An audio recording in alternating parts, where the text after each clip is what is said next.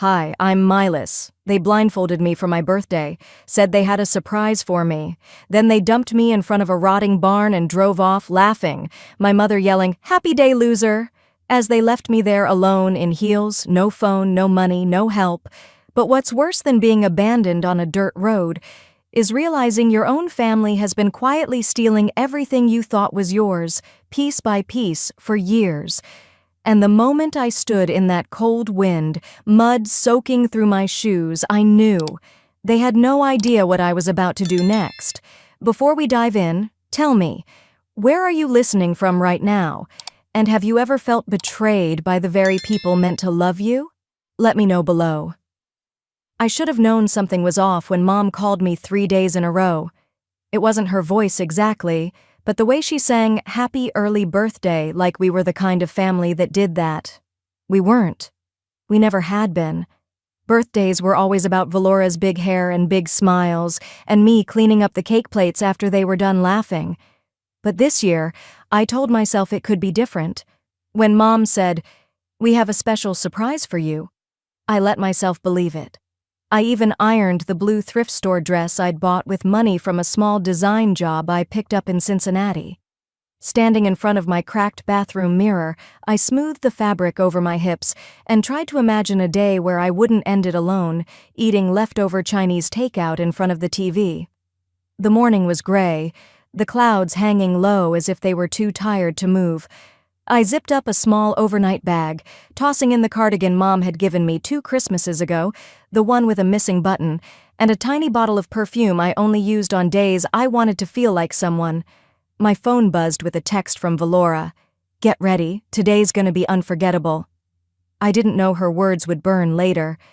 When they pulled up, Valora was in the front seat, her blonde curls perfect like she'd stepped out of a salon, even though it was just another cold March morning in Ohio.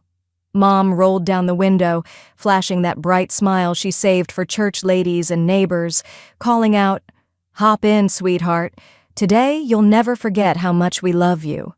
I climbed into the back, pressing my knees together, clutching my bag on my lap like it was a life vest. Mom turned around from the passenger seat, her hand reaching out with a silky red scarf. "Close your eyes, honey. It's a surprise. Just trust us."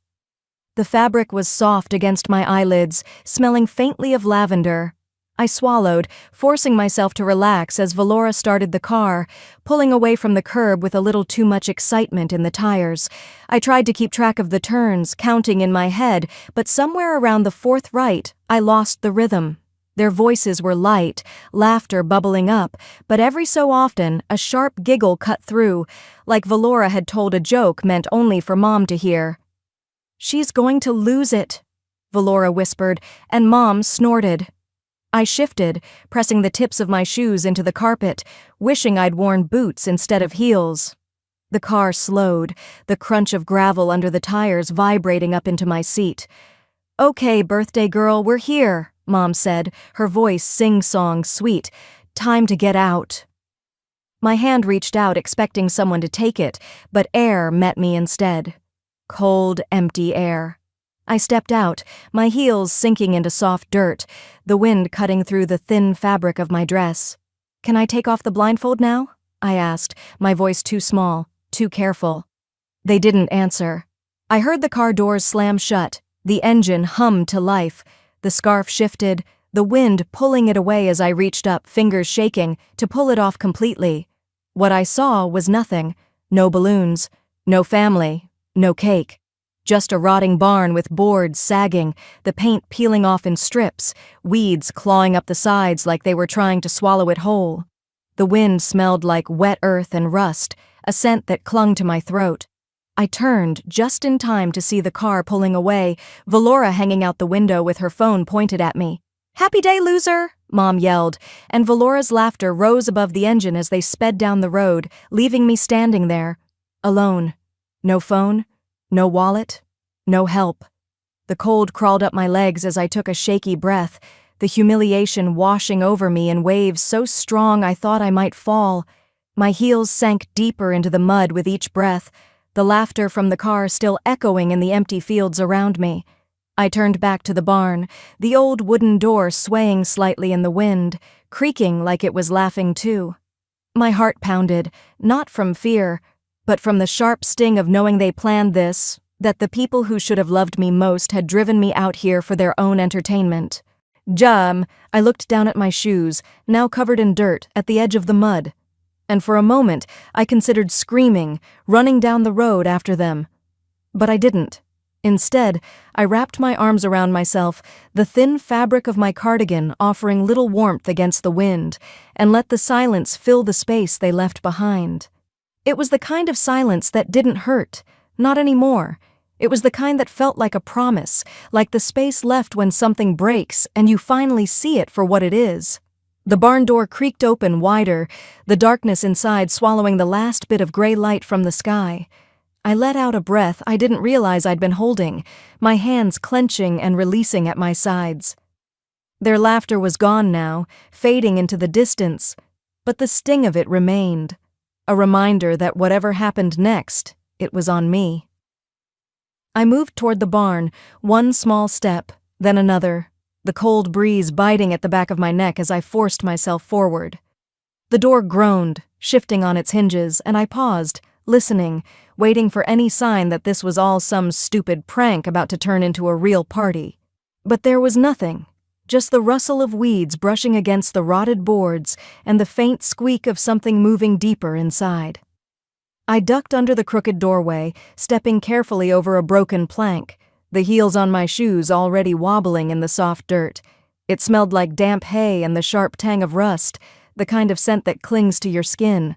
Dust danced in thin lines of light slicing through gaps in the wood, catching on the edges of cobwebs hanging like sad streamers. Inside, the air felt colder than it did outside, as if the barn itself was holding onto every bit of chill it could. I wrapped my arms around myself, taking in the abandoned bales of hay, the rusted tools leaning against the far wall, the ground littered with straw and mouse droppings. I tried to find a clean spot to sit, but every place I looked was stained or damp, and the thought of pressing my dress into it made my stomach tighten. I backed out of the barn, the wind meeting me again as I stepped into the fading light. It was getting darker, the sky turning from pale gray to a heavy, sinking blue. I glanced down the empty road, hoping to see another car, another person, any sign that I wasn't alone out here. But there was nothing except the sound of the breeze in the trees and the distant caw of a bird settling in for the night. I started walking, the gravel shifting under my shoes, each step sending a sharp pain through the back of my heel where the skin had begun to tear. I kept going, the cold biting at my legs, the thin cardigan offering no real warmth, and with each step, I felt the sting of the blisters forming, breaking, and bleeding into the soft lining of my shoes. As I walked, memories pressed in on me, uninvited and sharp. Birthdays when I was younger, when I would wait by the window, watching Valora open her gifts first, her hair curled, her dress new, while I sat with a hand-me-down doll missing an eye, or a cake that only had her name on it.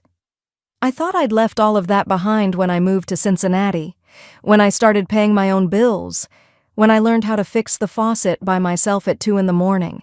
But today was different. This was public, deliberate, a humiliation I couldn't hide from, no matter how far I had tried to run. A pickup passed, its headlights blinding for a moment, slowing just enough for me to lift my hand in a small, desperate wave, but then it kept going, the red taillights shrinking into the dark, leaving me with nothing but the crunch of gravel under my feet.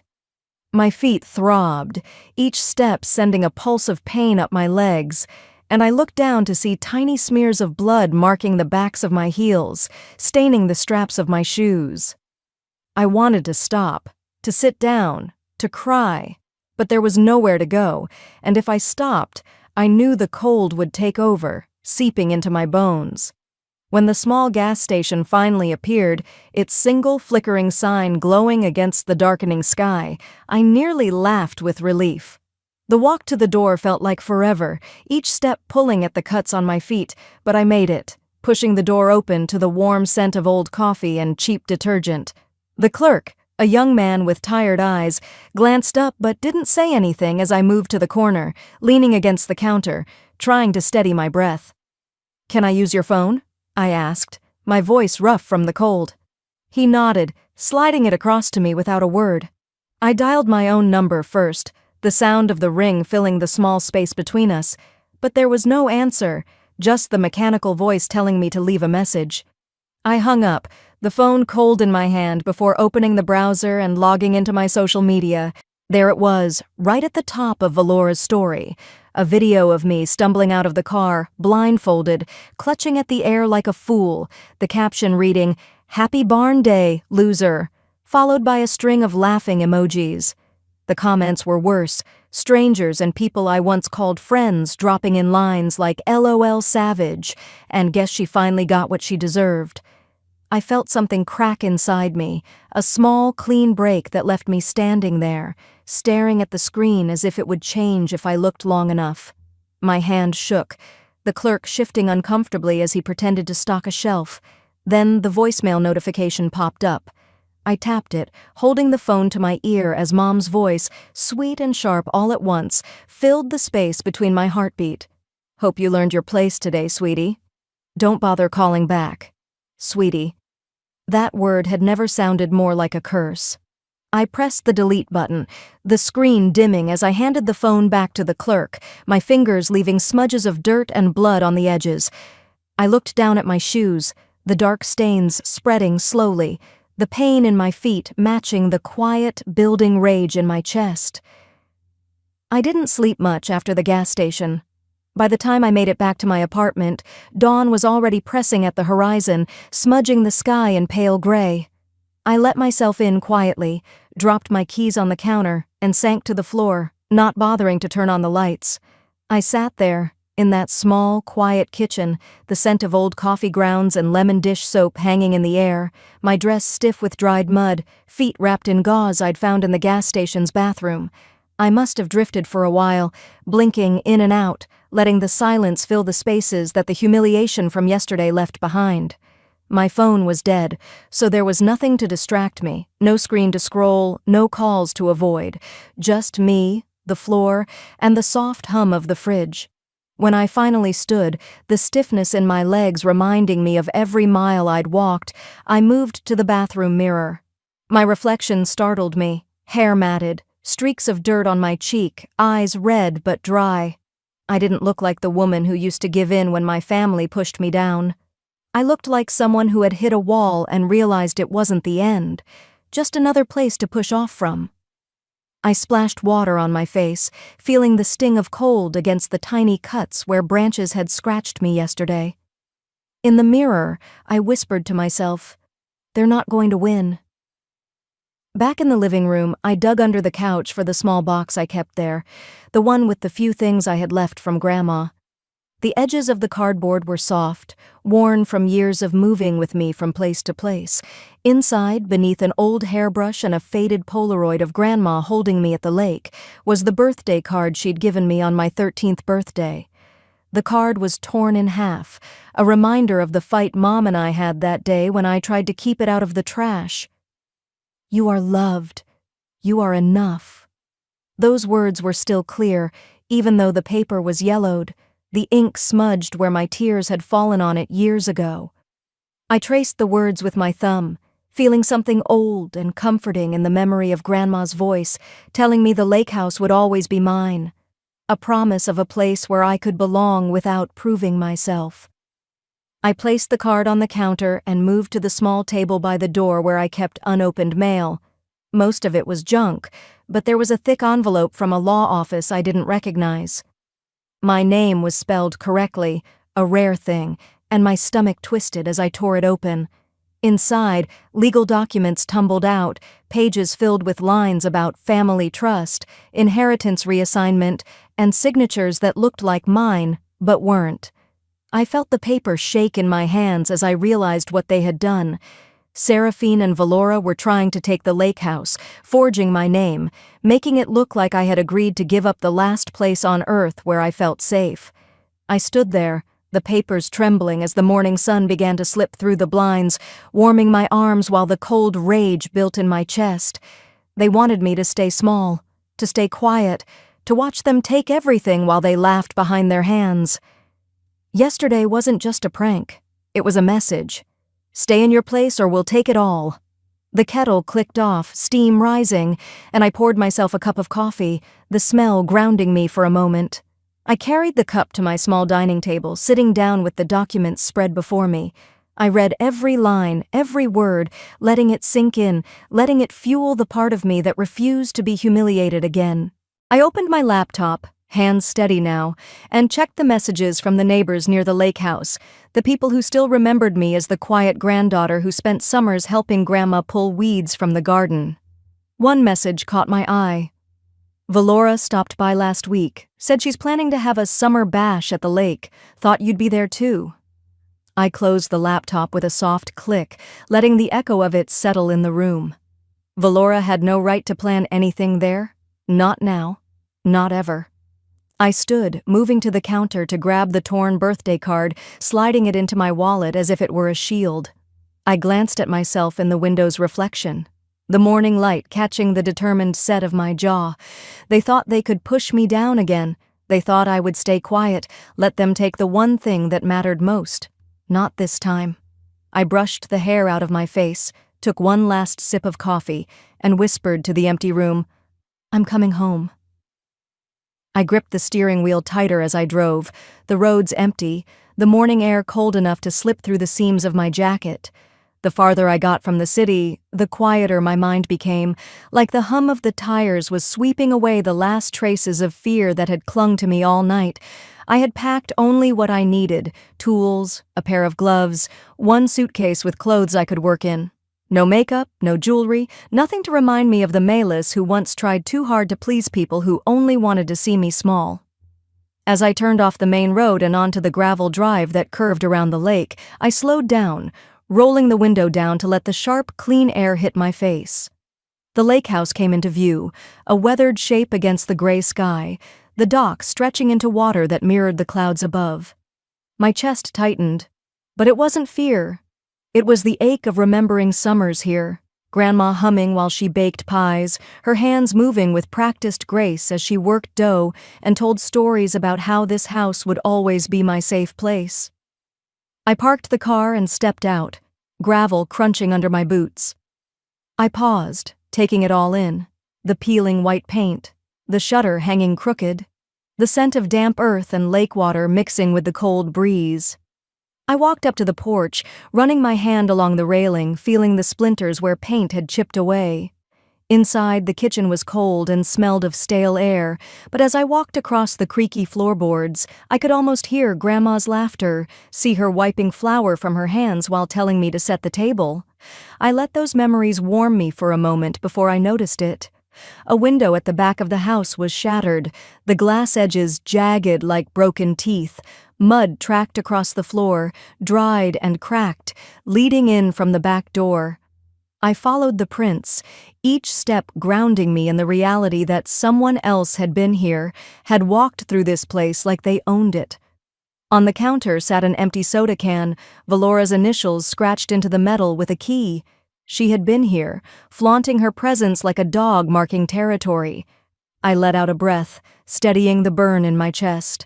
I cleaned up the can, tossing it into the trash, and started sweeping the floor, gathering the dirt she left behind.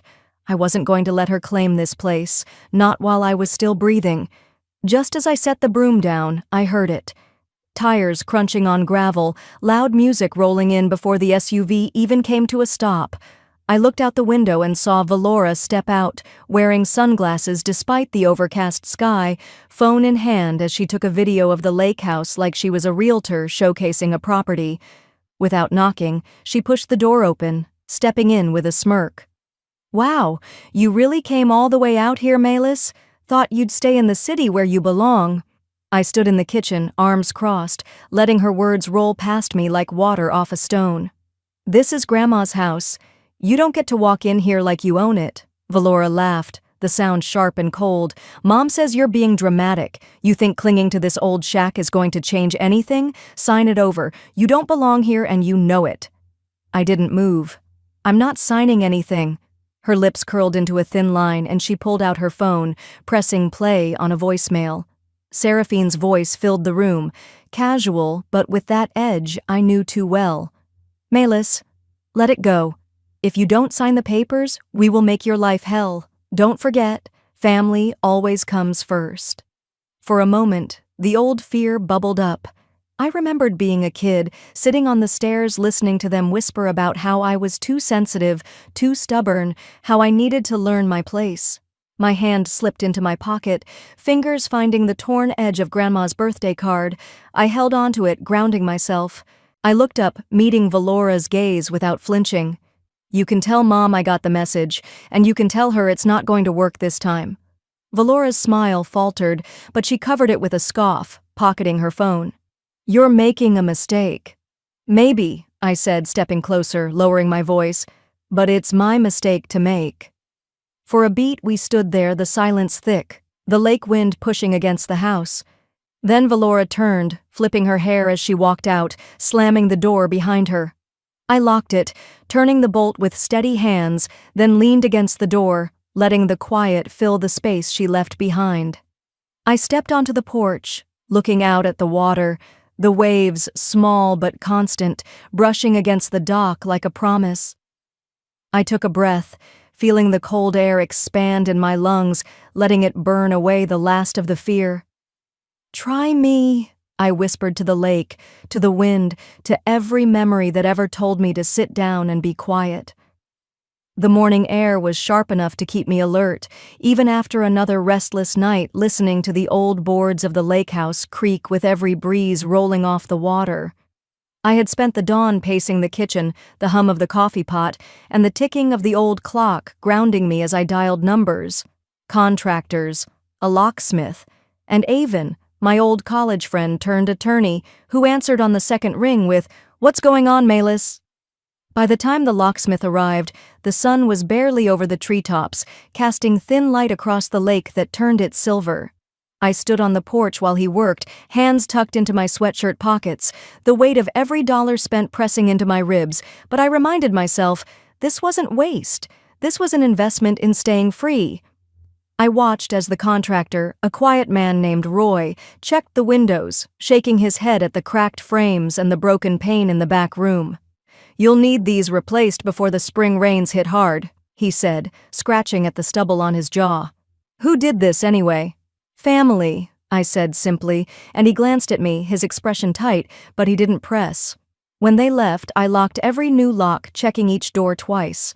The hum of the small security cameras I'd had installed was the only sound breaking the heavy silence of the house. I felt the weight of the key in my hand, pressing it into my palm until it hurt, reminding myself that I was here, and I wasn't leaving. By afternoon, the adrenaline had faded, leaving behind that bone-deep weariness that comes when you've been fighting too long with people who should have loved you. I pulled out the boxes of my grandmother's papers from the closet, sitting cross-legged on the dusty floor as I sorted through them. Tax forms, old grocery lists, handwritten recipes on yellowed cards. And then I found it.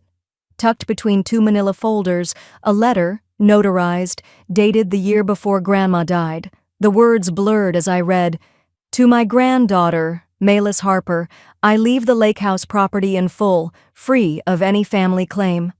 My breath caught, a warmth rising in my chest and pressing behind my eyes. It wasn't just a house, it was her promise that I belonged somewhere, that I was worthy of something good. I found photos too, me, small and gap-toothed, sitting on the dock with her, both of us laughing, water splashing around our feet. I touched the image, tracing the shape of her smile with my thumb, letting myself feel the soft sorrow of remembering what it felt like to be loved without conditions. The calm was broken by the buzzing of my phone, a notification pulling me back. I opened Instagram, and there it was. Valora had posted a reel, her voice bright and false over a filtered video of the lake house, calling me a squatter and a crazy cousin stealing from the family. The comments were vicious, people I barely knew, neighbors and family friends calling me selfish, a thief, a liar. The screen burned in my hand, every word slicing deeper than I wanted to admit, but I didn't reply. I took screenshots, saving each one in a folder on my phone, labeling it evidence. Every laugh emoji, every nasty comment, every lie she told, saved. I wouldn't fight her there, in the cesspool of public opinion where she thrived. I'd fight where it mattered. As if on cue, the mailman's truck rumbled down the dirt road, leaving a single envelope in my mailbox. I opened it with shaking hands, pulling out the letter. It was from Seraphine's attorney, claiming family right of use over the lake house, demanding I vacate immediately to avoid legal escalation. I set the letter down and dialed Avon again. "They're pushing now," I said as soon as he picked up. "Slow down, Melis. Read it to me." When I finished, he let out a low whistle. "You have that notarized letter, right? Good. They're bluffing. They can't touch you legally, but they'll try to wear you down. You need to be ready." "I am," I told him, and I meant it, because for the first time in my life, I wasn't going to roll over just because they told me to. As the sun dipped toward the horizon, turning the lake into a band of gold and rose, I stepped onto the porch with the letter in one hand and my phone in the other. I could still see Valora's video playing in my mind, hear Seraphine's voice telling me that family came first, that I would never win. I tucked the letter into a drawer, locked it, and looked out at the water. "They want war?" I whispered, the words sharp in the cool air. "I'll give them war, but on my terms." When the night finally swallowed the last light over the lake, I found myself sitting at the kitchen table, a single lamp casting a pool of warmth onto the scratched wood. I pulled my grandmother's old sketchbook toward me, the one she used for garden layouts, and the notes she left in the margins about when to plant tulips or trim the hydrangeas. I turned to a blank page, took a breath, and began to draw. A lantern, steady and warm, hanging above the outline of a barn with soft lines of light spilling out like hope. Below it, I carefully wrote, "Barnlight Retreat." My hand paused as I studied the letters, and I whispered into the quiet, "Let them laugh at Barnes. This time, it will save lives." I set the pencil down and closed my eyes, letting the sound of the water against the dock remind me why I was here. It wasn't just about me anymore. It was about every woman who had been called dramatic, crazy, too much, too little. About every daughter, sister, mother who had been told to be quiet for the sake of family. I wasn't going to be quiet anymore. As dawn pushed through the windows, I brewed coffee and powered up my laptop.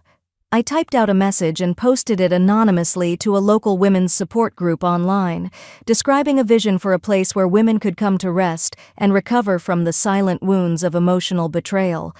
My hands trembled, but it wasn't fear. It was something close to relief. By midday, messages began to come in, one after another. Women I'd never met wrote things like, "We need this," and "I would come." A local therapist, Dr. Raina Morgan, sent a message offering to volunteer time to host workshops if I could get the retreat started. I found myself blinking back tears, breathing deeply, letting the words root inside me like quiet encouragement. I was still scrolling through messages when I heard the crunch of tires on the gravel drive. I stood up, peering out the window to see Valora's SUV pulling up, her music pounding so loud it rattled the glass. She got out, slamming the door, a man in a dark suit stepping out beside her, holding a briefcase like it was a weapon. I opened the door before they could knock, crossing my arms.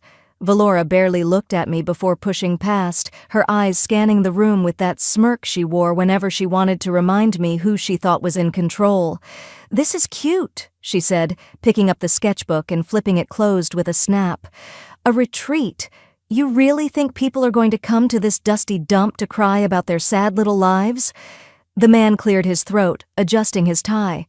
"Ms. Harper, we're here to resolve this before it becomes a long, unpleasant legal situation." Valora tilted her head, her voice dripping false sweetness. "Mom says you're being difficult, Melis. Just sign the house over. You don't belong here." I held her gaze, steady, feeling the burn in my chest that came from every time they'd told me I didn't belong. I reached over, taking the sketchbook from her hand, setting it gently on the counter. "This was Grandma's gift to me. You don't get to take this." Valora's eyes narrowed. "You're going to regret this. You think you can play victim, but you're just making things worse for yourself." Behind her, the lawyer cleared his throat again, pulling out a letter, but I held up a hand. "No, I'm done being quiet while you try to scare me." Valora's lips curled into a cold smile. "This retreat idea? It's sad, Melis. It's a scam, and everyone will see it for what it is." I stepped closer, keeping my voice even. "I'm not the one scamming people, Valora." She turned sharply, storming out the door with the lawyer trailing behind her. I closed the door behind them, locking it, the click loud in the stillness they left behind. I stood for a moment, breathing in the scent of coffee and lake air, letting the quiet settle over me like armor. As the sun dipped again, painting the lake with streaks of rose and gold, I sat at the small table, opened my laptop, and created a public page for Barnlight Retreat using my real name. I typed, "A place for women to heal from those who call their pain a joke," and pressed post. The screen refreshed, and a soft ping broke the silence as the first registration notification arrived. I sat there, letting the moment sink in, knowing it was only the beginning. I didn't realize how fast word would spread, until the pinging of notifications became a soft drumbeat in the lake house. Each buzz on my phone reminded me I had stepped onto a battlefield I could no longer walk away from.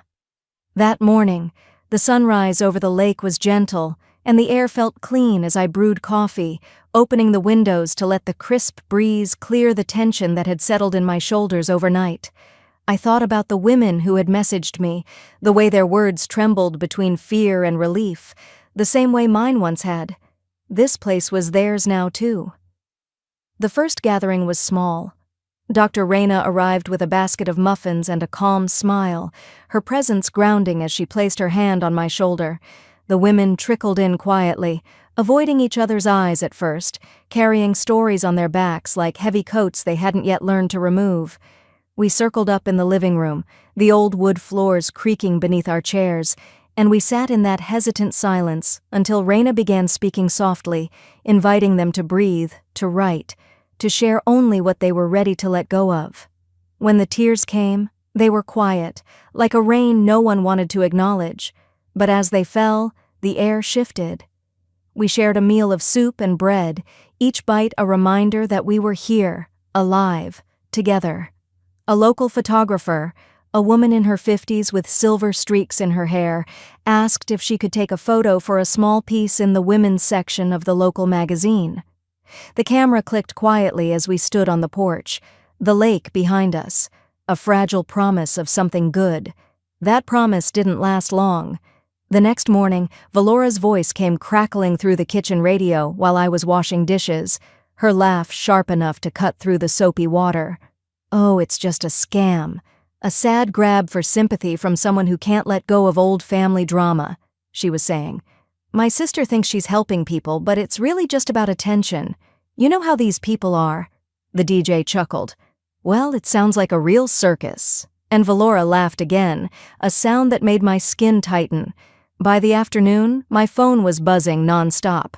Comments flooded the retreat page, some calling me a hero, but others were cruel, telling me I was a fraud, a thief, a pathetic woman who couldn't get her life together. Photos of me from that day, heels in the mud, blindfold slipping, hair tangled, appeared on local gossip groups with captions like, "Barn girl thinks she can fix you." I sat down, scrolling through each comment, letting the sting hit me, then pass. I took screenshots of every post, every comment, every laugh at my expense, and saved them for my lawyer, my fingers steady even as my chest ached. The ache deepened when I saw Seraphine's name flash on my screen. I let it ring, let the voicemail land because I already knew what she would say. Later, I sat on the porch with a blanket around my shoulders, the lake dark and quiet, listening to her voice hiss through the phone. "Milas, stop this nonsense before you regret it. You don't have the strength for a war with us. Family comes first. Remember that." I let the silence stretch after her words ended, feeling the old fear crawl up my spine, the kind that told me to shrink, to apologize, to disappear. Instead, I stood, walked inside, and found the lipstick in my bathroom drawer. In firm strokes across the mirror, I wrote, "I do." Dr. Reyna came by the next day with herbal tea and that calm gaze that always felt like an anchor. She saw the tension in my jaw, the exhaustion, the lingering tremor in my hands, and she just nodded. "They're scared," she told me, pouring tea into chipped mugs. They only smear you because you're doing what they never could." Those words were a match to the kindling in my chest. That night, I set up the camera in the living room, sitting in front of the fireplace with the Barnlight Retreat logo behind me. I took a breath, pressed record, and looked directly into the lens. "Your pain is not a punchline," I said, my voice clear, the kind of clear that comes from telling the truth you've swallowed for years. "If you need a place to heal, we're here. No one gets to tell you your story, doesn't matter." I hit upload and sat there in the soft glow of the screen, the lake's hush pressing against the windows, waiting for the world to see. The notifications came quickly, first a few likes, then shares, then comments of women thanking me, telling me they would come, telling me they believed. But tucked between the notifications was an email with a subject line that made me pause. "Cease and desist." I exhaled, letting the fear rise and settle before I clicked it open, my hands steady, my heart ready. I opened the email, letting the glow of the screen steady me in the quiet kitchen. The subject line was bold, but inside, the letter was just another attempt to scare me. Words like unauthorized use, immediate cessation, and legal ramifications swam in paragraphs that reeked of desperation more than power. I took a sip of my coffee, still hot, letting the steam fog up the bottom of the screen as I read the last line. "Failure to comply will result in further legal action." I could almost hear Seraphine's voice in those words, sharp and cold, the same way she used to scold me for speaking up at family dinners. "Don't embarrass us, Melis." I closed the laptop gently, grabbed my keys, and drove into town. The morning air was crisp, smelling of wet grass and the faint hint of lake water that clung to everything here. At Avon's small law office, the bell above the door jingled as I entered. She looked up from her desk, glasses perched on her nose, her eyebrow lifting in amusement. "Let me guess," she said, holding out her hand for the paper I printed. "Seraphine thinks she's above the law again." I nodded, sliding the letter across. She read it quickly, her lips curving into a small, knowing smile. "This is nothing, Melis. They're bluffing. You're on solid ground and they know it. Let's send them a little reminder." Within the hour, we drafted a response, firm and clear, outlining my legal ownership of the lake house and the nonprofit registration for Barnlight Retreat. Avon glanced at me before sealing the envelope, her voice softening. "You're doing good work here. Don't let them convince you otherwise." Driving back, I felt the last pieces of fear drop away, like heavy coats I didn't need anymore. At the post office, I watched the clerk stamp the letter, sliding it into the outgoing mail bin. It felt like taking a breath after being underwater too long. 2 days later, the HOA sent a notice requesting my presence at their next meeting. The gossip had clearly worked its way into their ears, and I knew exactly who was behind it. On the day of the meeting, I wore jeans and a blue sweater, the same color as the dress I'd worn that day they left me at the barn, but now it felt like armor. Inside the community room, folding chairs scraped against the floor as people settled in. Some nodded politely, others looked away. The HOA president cleared his throat. "We've received concerns regarding the activities at your property, Melis." I stood, pulling out the notarized letter and the nonprofit documentation, setting them on the folding table at the front. Barnlight Retreat is a registered nonprofit, providing support for women in this community who need a safe place to heal. I own the property legally, and I am within my rights. A hush fell. I could see doubt flickering in a few faces, people who had heard Seraphine's poison over the years, but were remembering the coldness in her eyes when she wanted something. A neighbor I barely knew, her hair pulled back tightly, cleared her throat. "It's time someone did something different around here." When the meeting ended, no one said another word, but as I walked to my car, that same woman touched my arm lightly. "Don't let them scare you off," she said before turning away. That night, I sat by the fireplace, the logs crackling as I scrolled through my phone. Dr. Reyna's op-ed was at the top of the local newsfeed, her words careful but piercing. Barnlight Retreat is a light in the dark for women who have been told to stay quiet. She shared stories, anonymous but real, of women who had come to the retreat in the weeks since it opened, stories of small victories and moments of courage. I set the phone down, letting the weight of her words sink in before picking it back up. I opened my social media, uploading the video I had kept locked away.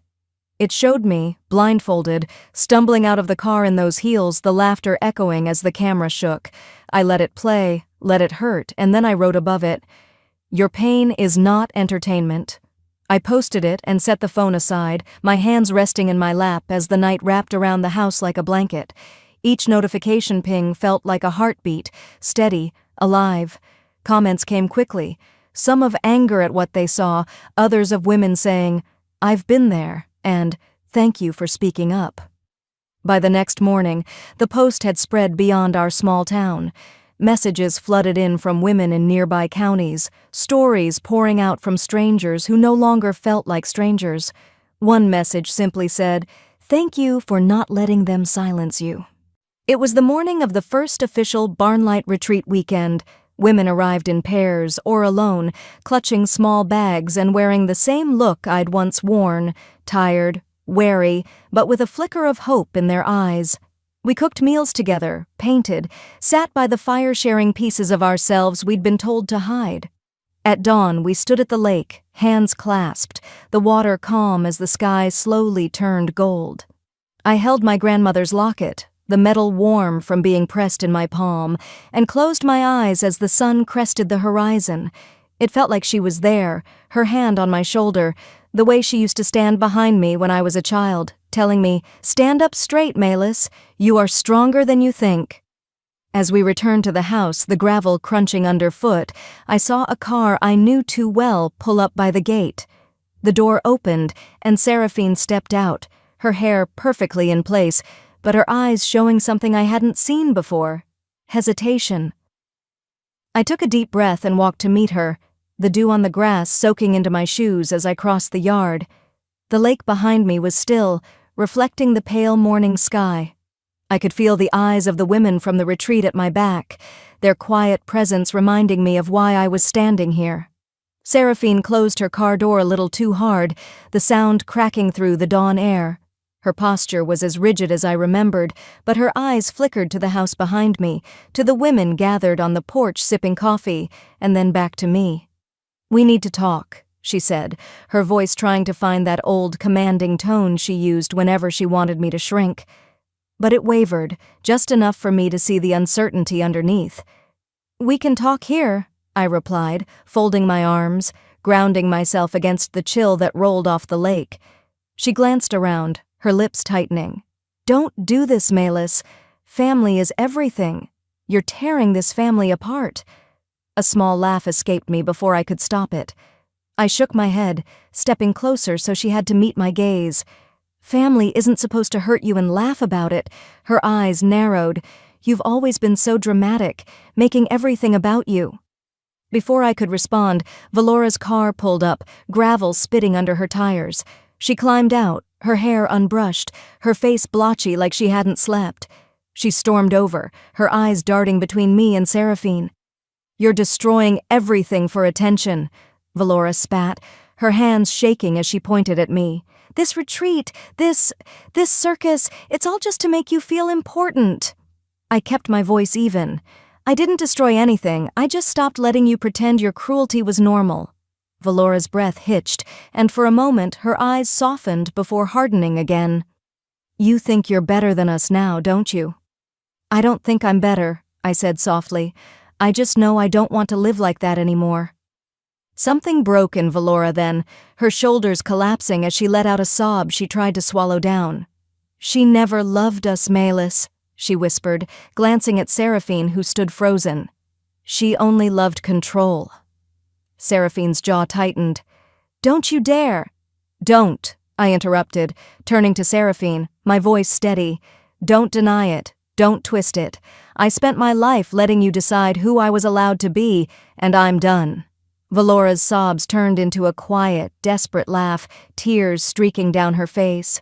"I went along with her so she wouldn't turn on me the way she did you."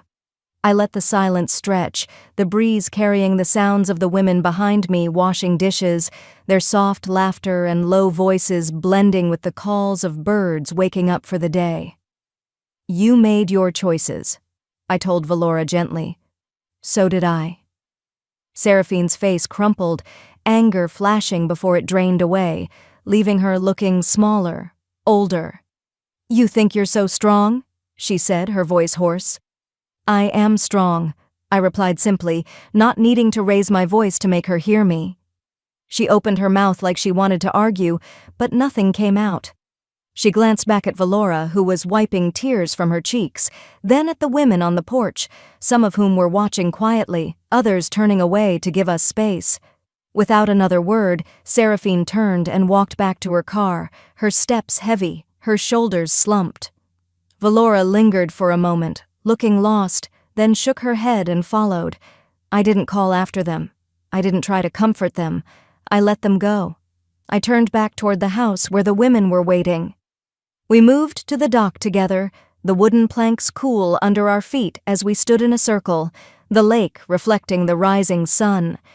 Some women were crying, others were holding hands, and a few were simply breathing, letting the morning air fill their lungs. "I want you all to remember something," I said, my voice calm, but it carried. "Your pain is not a punchline. You are not disposable. You never were." A hush fell, the only sounds the gentle lapping of the water and the rustling of leaves in the breeze. I reached into my pocket and pulled out my grandmother's locket, the one she had given me when I was 12, the one Seraphine had told me I didn't deserve. I held it up, letting the light catch on its surface, then brought it to my heart. "You don't have to be better than them," I said quietly. "You just have to be free." The women nodded, some squeezing each other's hands, some whispering, "Thank you." I stepped away from the circle, walking to the edge of the dock. The sun was fully above the horizon now, bathing the lake in soft gold, warming the cool air. A tear slipped down my cheek, but I didn't wipe it away. I smiled, feeling it in every part of me.